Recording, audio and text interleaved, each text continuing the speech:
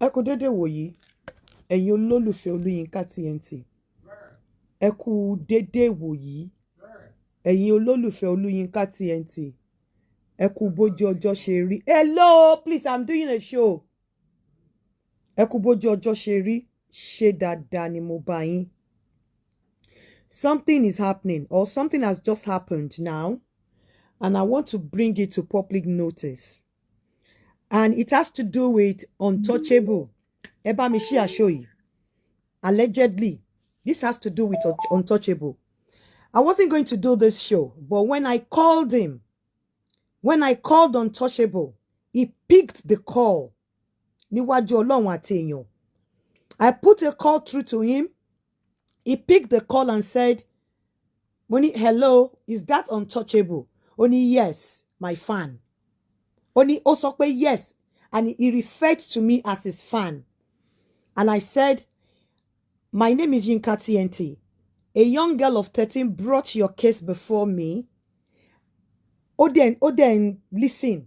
Moni, she said you told her, you provided an account to her to drop some money into the account, and afterwards you blocked her.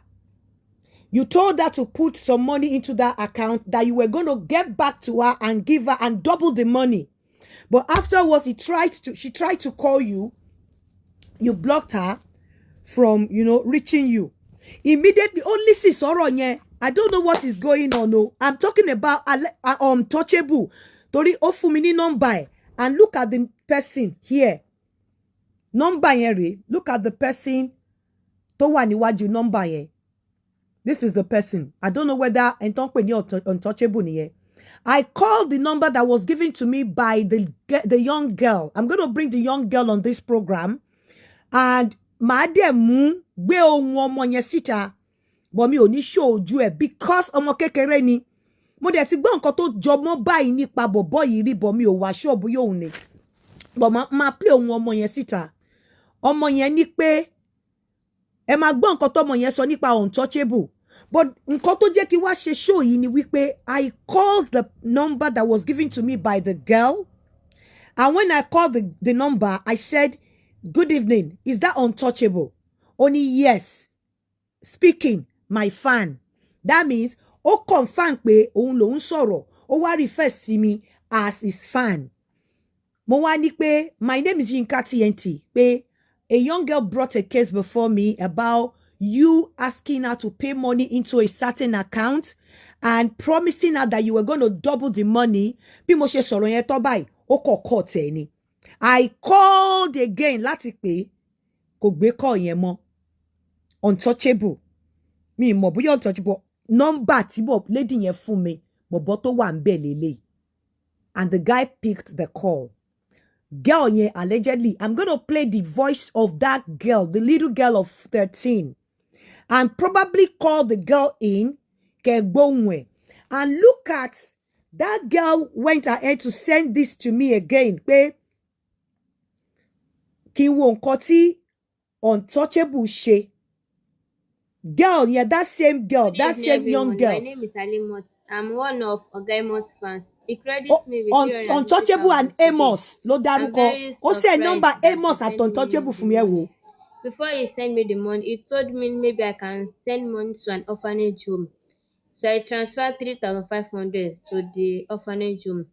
Immediately, he sent me 350,000 naira. So I've sent the alert. Thank you very much, sir. More power to your elbow. Untouchable. I don't know which trick. I don't know what this is all about. Hello? Kí ló ṣẹlẹ̀? Hello, Kalema. Yeah? Hello, ma Kale. Kí ló ṣẹlẹ̀? Gbóhùn sókè, kí ló dé? Bẹ́ẹ̀, àwọn yẹn scammer ni wọ́n o, kì í ṣe Untouchable ni mà. But allegedly, when I called, but number not in the number yẹn. Bọ́n ṣe ń ṣe nìyẹn, torí Untouchable ti máa ń sọ tipẹ́tipẹ́ pé anybody tó bá ti ní kan send owó kan máa send owó fún. Ó ní mo máa ṣe ń ṣe kinní yẹn, kì í ṣe Untouchable nìyẹn, àwọn tó máa ń scam ni wọ́n. Níbo náà ti wá rí nọ́mbà ṣé nọ́mbà yẹn Untouchable láti wá disclaim nọ́mbà yẹn. Kì í ṣe nọ́mbà rẹ̀, bọ́n máa ṣe ń ṣe nìyẹn, kì í ṣe Untouchable. Egbele Oni Oga A must block me. Okay. Anyway, ẹ bí lady yẹn ṣe send number sí mi lélẹ̀. And I want to play the voice of that girl. In the last 2 years, they just discharged. Allegedly. Hello, ma'am. Good afternoon, ma'am. My name is Ayo. I am 13 years old. I am talking to you from Lagos State. I want your help. I really need your help because mom was not feeling fine since 2 years ago. And if I've already go to play, it's even better. Let me play it out. Whoever knows Untouchable should alert him. If Joe Bakin show only to disclaim that particular number that was given to me. Hello? And the fact that I called that number, I think Untouchable. Most of our people want to picture Untouchable. One of them man sending video pé òun ò kí ń béèrè owó lọ́wọ́ anybody pé kí àwọn èèyàn kọ́ máa yẹ kó máa scan òun pẹ̀lú picture ẹ̀ so kò ń ṣe Untouchable, I guess. Well, that voice, anyway, I don't know. Because the person picked the call, as soon as I said Untouchable, he said, yes, my fan. I said, my name is Yinka TNT. Somebody actually brought your case before me, a 13-year-old girl. She said, bó ṣe gbọ́ pé mo ṣe explain kíní yẹn báyìí, ó kọ cut number yẹn ni. Mo dẹ̀ bẹ̀rẹ̀ sí ní pé láti gbà yẹn kò gbé call. But let me play the voice note so that you people should let ẹ jẹ́ kó gbọ́ kíní yẹn so that a mọ nǹkan tó lè ṣe. Hello? Ẹ kálẹ́ mà. Ẹ kálẹ́. Mo wà lórí show tẹ́ ẹ ṣe sìn mà. Untouchable ultimate time. Pé tí anybody bá ti bèrè owó, ká má fún wọn lówó. Okay. And then àwọn scammer yìí mọ́ mi, they can do and undo. They can do anything. Kódà, wọ́n lè pè yín ní fídíò call. Kán dẹ̀ máa lo fídíò yín. Wọ́n máa rò pé ẹ̀yin lẹ̀ ń bá sọ̀rọ̀. Wọn kò dẹ̀ ní jẹ́yìn. Á jẹ́ fídíò tẹ́ ti ṣe náà máa cut. Kán dẹ̀ máa gbé sí fídíò. Mo sọ wípé allegedly. I really want to interview that girl. Okay. I want to interview the girl, play the voice note or the voice so that Untouchable back, but that real Untouchable, nobody can actually lè sọ categorically bóyá òní bóyá nǹkan allegedly, but tó bá gbọ́ a lè mọ nǹkan tó máa ṣe.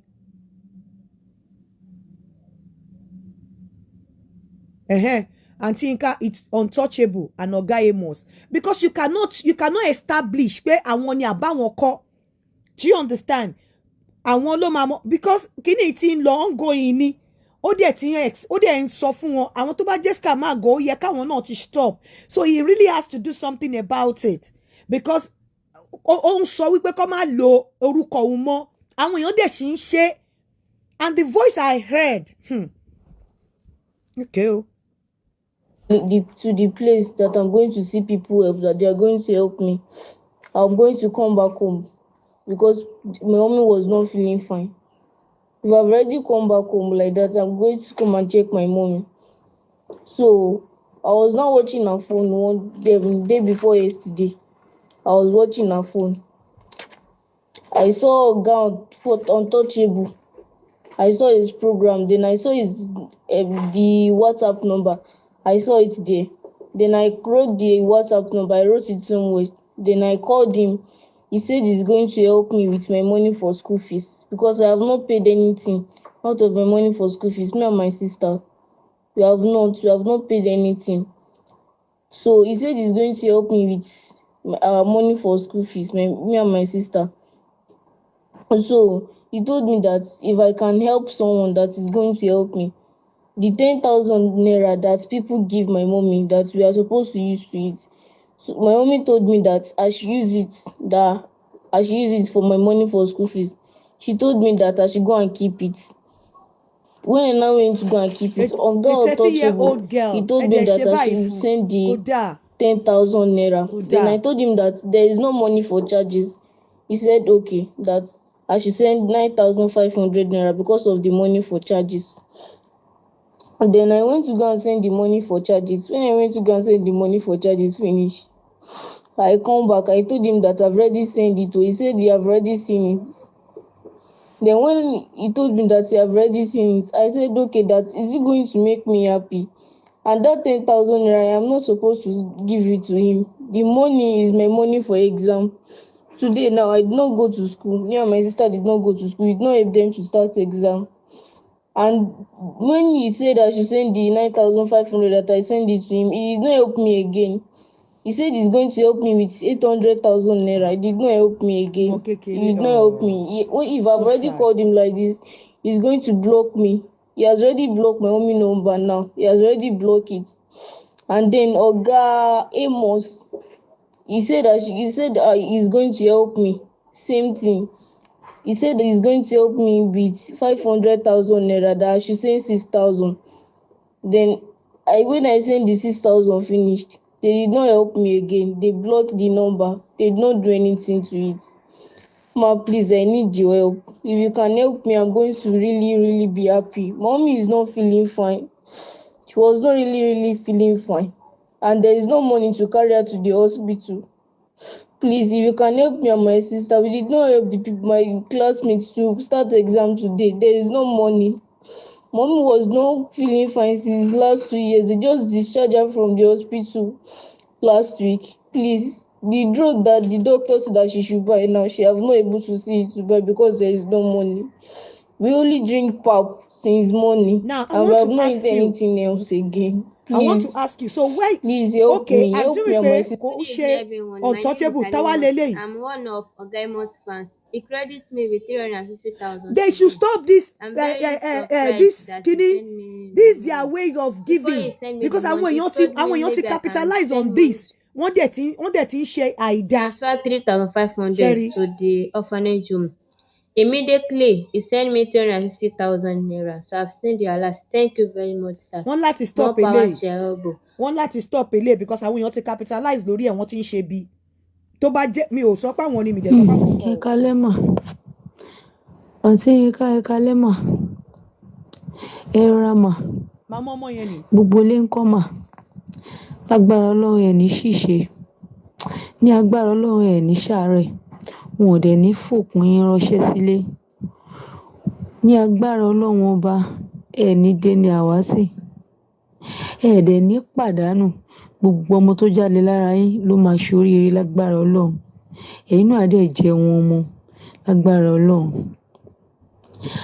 Ọmọ mi, òun ló dá gbogbo wàhálà yìí sí mi lọ́rùn.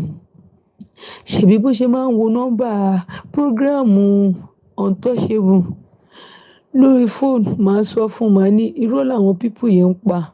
A ní mọ́mì, bóyá wọ́n lè help wa. Màá ní irọ́ ni wọ́n ń pa. Ṣùgbọ́n bó ṣe máa ń wò ó ti believe pé tòótọ́ ni. Pẹ̀lú Amos, ó ti believe pé tòótọ́ ni. Èmi dẹ̀ nìyí, mi ò ní okun àtagbára láti bí 2 years tí mo ti wà nínú sickness. Tára mi ò ti yá. Tí mo bá wà òkè díẹ̀ bí oṣù bí méjì, tó bá tún tó bí oṣù bí méjì, màá tún bẹ̀rẹ̀.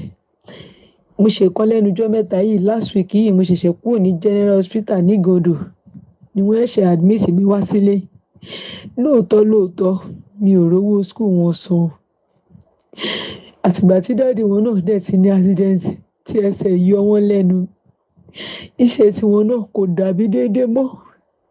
Ṣùgbọ́n àwọn ọmọ yẹn, bí èèyàn bá sọ pé kó jókòó pé kó tiẹ̀ ní sùúrù, mo máa ní rárá, wọn fẹ́ lọ sí school. Ṣùgbọ́n kí ni mo fẹ́ ṣe? Èmi náà dẹ̀ ní ṣọ́ọ̀bù tẹ́lẹ̀tẹ́lẹ̀ kó tó di pé sickness wọlé dé. Ṣọ́ọ̀bù 3 ọ̀tọ̀ọ̀tọ̀ ni mo ti gbà tí mò ń tajà mi níbẹ̀. Tí business rí bó ṣe rí. Ṣùgbọ́n nígbà tó lọ́wọ́ dẹ̀ gbé ṣe èdè, kí ni mo fẹ́ ṣe? Wọ́n ta ṣọ́ọ̀bù yẹn mọ́ mi lórí. Ṣọ́ọ̀bù àkọ́kọ́, ṣọ́ọ̀bù ẹ̀kejì. Nígbà tí tẹ́lẹ̀ kẹta ṣẹlẹ̀ yìí ò tiẹ̀ sọ fún wa rárá. Àkọ̀rọ̀ àwọn tó tà tí wọ́n kó ọlọ́pàá dé kó gbogbo ẹ̀dẹ́ ni mo fi kúrò nínú ṣọ́ọ̀bù yẹn. Ó dẹ̀ wá bá mi ní ìjẹta. Ó ní, mummy, Monday ṣáwọn wá ní lọ sí school ni ṣáwọn wá ní ṣe exam ni ó ṣàṣàròyé wọn ní ní sùúrù ọmọdé ní sùúrù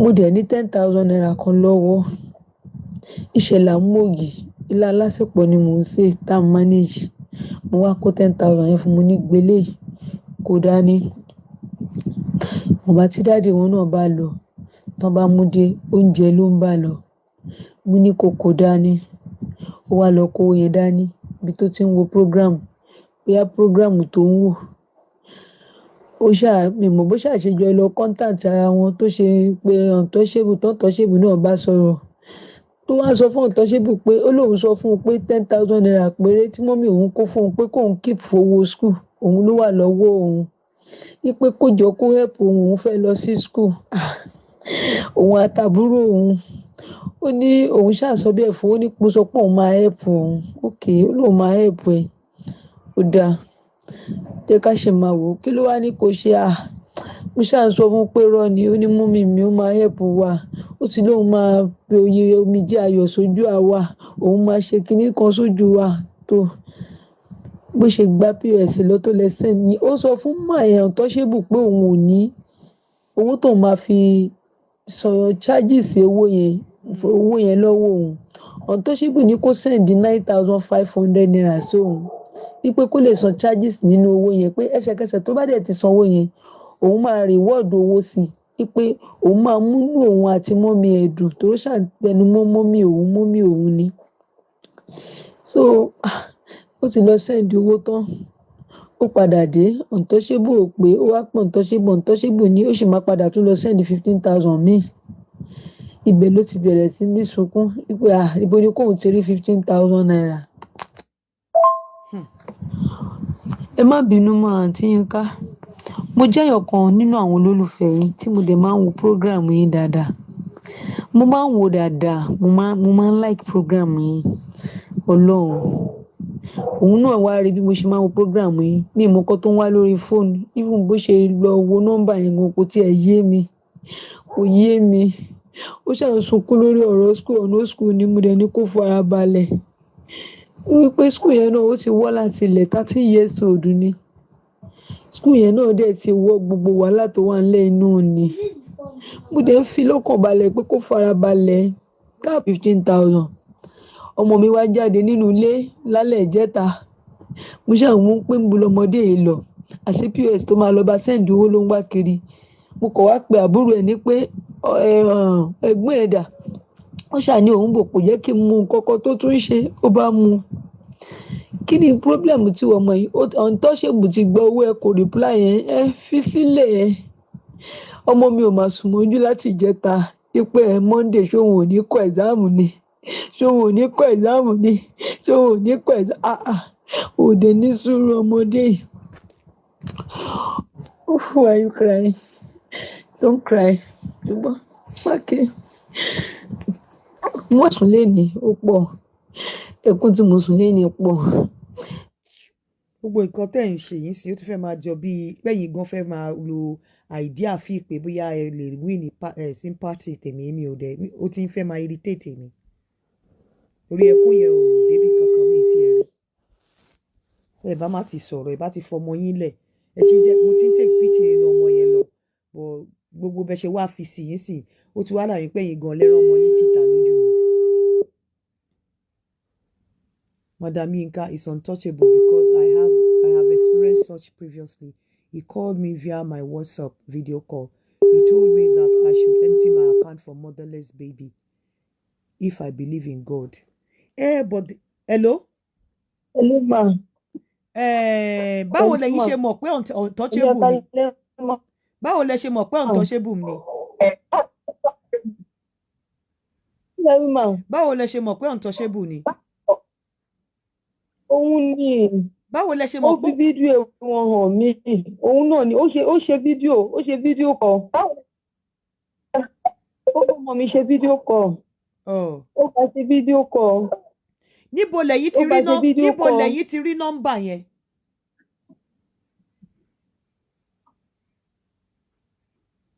Níbo lẹ ti rí nọ́mbà? ó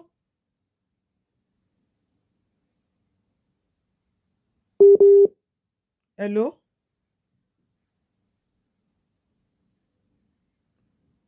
Torí that's WhatsApp. níbo lẹ ti rí nọ́mbà yẹn kó tó di pé ọmọ yín lọ pè é? Òun fúnra rẹ̀ náà lórí náà. Nọ́mbà wọn náà ló ti rí nọ́mbà yẹn lọ́nà.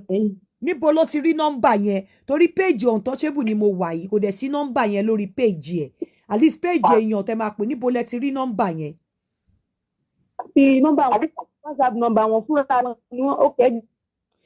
Níbo lẹ̀yin ti rí níbo lẹ ti rí nọ́mbà tẹ pè ní WhatsApp nọ́mbà ẹ̀? Níbo lẹ ti rí?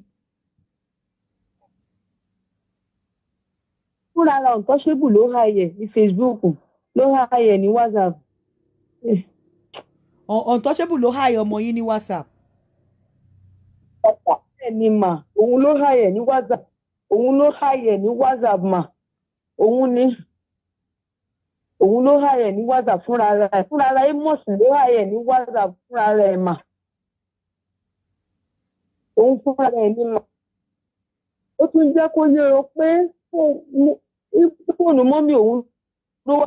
Fóònù mọ́mí òun kàn jọ òun fẹ́ lọ sí school, kàn help òun òun fẹ́ ṣe exam. Wọ́n jọ sọ̀rọ̀ plainly. Mo ti ń try láti send gbogbo ọ̀rọ̀ tán jọ sọ láti Facebook yẹn. Mi ò rí mo fẹ́ tẹ̀ sí yín. Untouchable gangan ni mà. Òun gangan ni. Ó bá ṣe fídíò call báyìí. Ó bá ṣe fídíò call. Bẹ́ẹ̀ ni mà. Òun ni.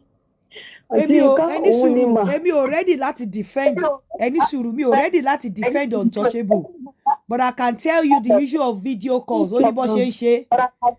The fact pé ẹ rí lórí video kò mí pé òun ni o. I'm not defending him. I don't know him.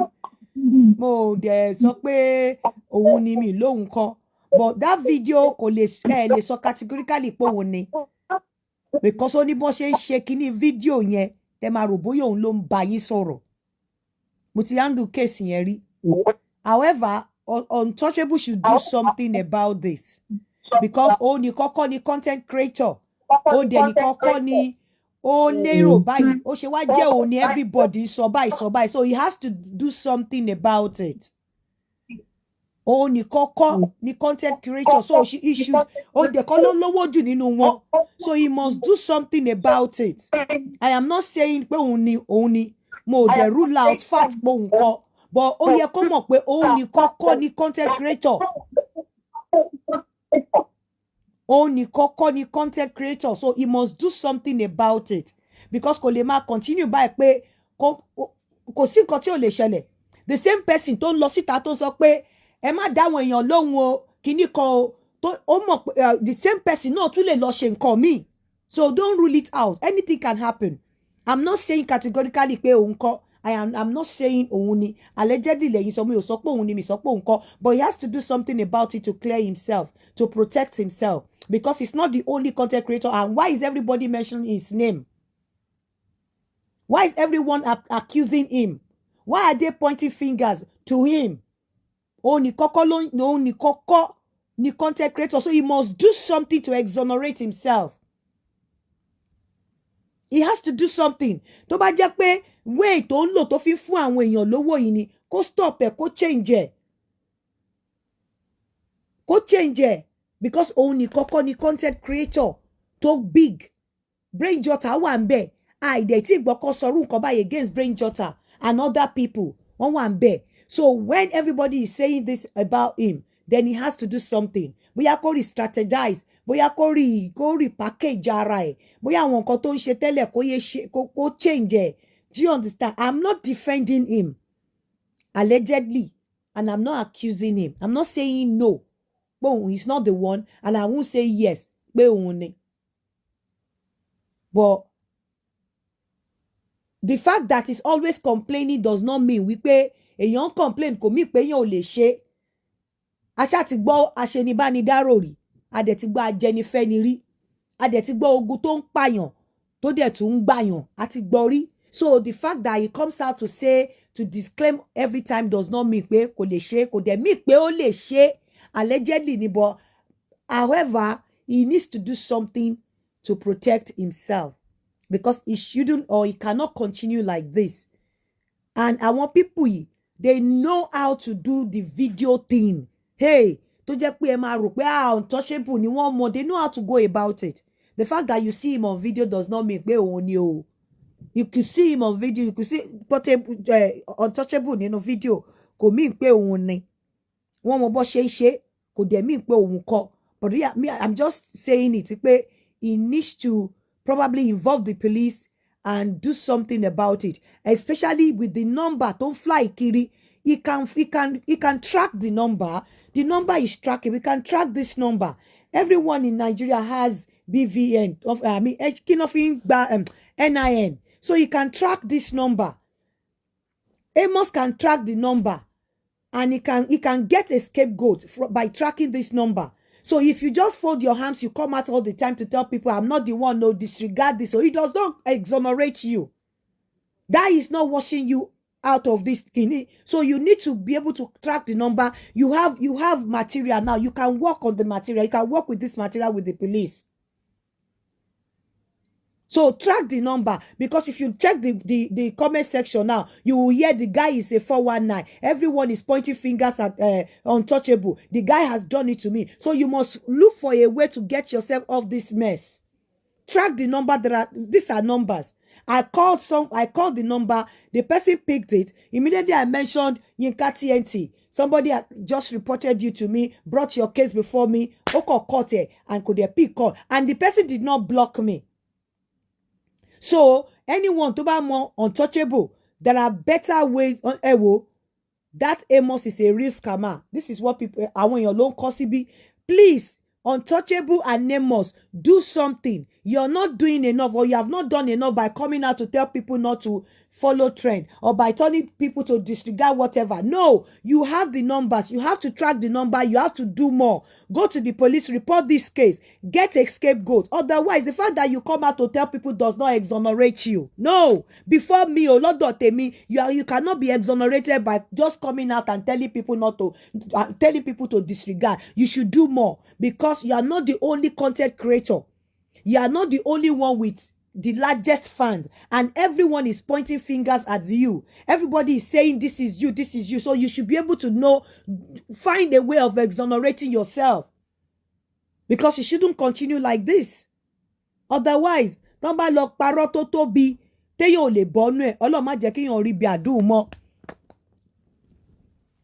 accused you of anything. I'm not accusing you of anything, allegedly. But be that as it may, you need to do something about it. Especially when you have numbers that you can work with. Work with the police, make some arrests, or do your findings and try to get scapegoats. Otherwise, coming out to tell people to disregard does not exonerate you. You cannot be exonerated by just coming out and telling people disregard, or it's not me. No, you have to take it further. Especially, your back pay number yen. I called the number and somebody picked it. So that number is in service. That number is usable. Someone is using those numbers. There are 2 numbers here. So you should be able to work with those numbers. Call the police.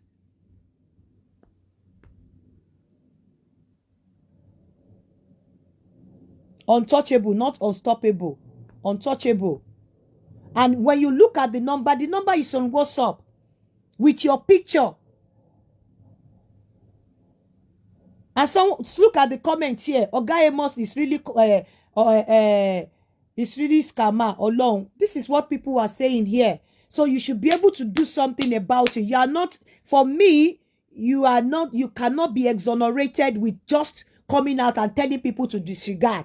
You need to do something and make people know. Let people see what you have done. You must have scapegoats, honestly. Otherwise,